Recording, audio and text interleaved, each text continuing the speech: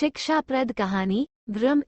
एक दिन एक संत प्रातः काल भ्रमण के हेतु से किसी समुद्र के तट पर पहुंचते हैं। संत का ध्यान वहां पर एक पुरुष पर गया। वो पुरुष एक स्त्री की गोद में सर रखकर सो रहा था।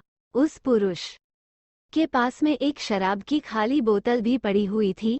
ये सब देखकर संत ने सोचा कि ये पुरुष कितना विलासी और तामसिक है, जो कि सुबह सुबह शराब का सेवन करके एक स्त्री की गोद में सर रख के प्रेमलाप कर रहा है। कुछ देर के बाद उस समुद्र से किसी मनुष्य की चिल्लाने की आवाज आने लगी। वो मनुष्य समुद्र में डूब रहा था, इसलिए वो बचाओ बचाओ ऐसे चिल्ला रहा था।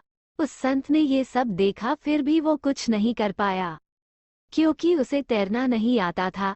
संत बिना कुछ बोले वही के वही खड़ा रहा और ये सब देखता रहा। जो पुरुष एक स्त्री की गोद में अपना सर रख के सो रहा था, वो खड़ा हुआ और उस डूबने वाले मनुष्य को बचाने के लिए पानी में कूद पड़ा। थोड़ी ही देर में तो उस पुरुष ने उस डूबने वाले व्यक्ति को बचा लिया और वो उसे समुद्र के किनारे पे लेकर आ गया। अब ये सब नज़ारा देखने के बाद वो संत विचार में पड़ गया कि क्या मैं इस पुरुष को भला समझूं या फिर बुरा। संत उस पुरुष के पास जाते हैं और उनसे पूछते हैं कि भाई तुम कौन हो, यहाँ पर तुम क्या कर रहे हो।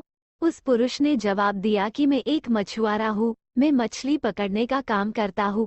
आज कई दिनों के बाद मैं काल समुद्र से मछली पकड़ने के बाद जल्दी यहाँ पर आराम करने के लिए लेटा हूँ।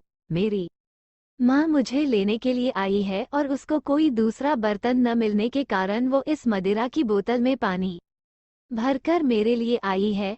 मैं कई दिनों की यात्रा से काफी थक गया था और इस भोर के सुहावने मौसम में ये पानी पीकर अपनी थकान कम करने माँ की गोद में सो गया।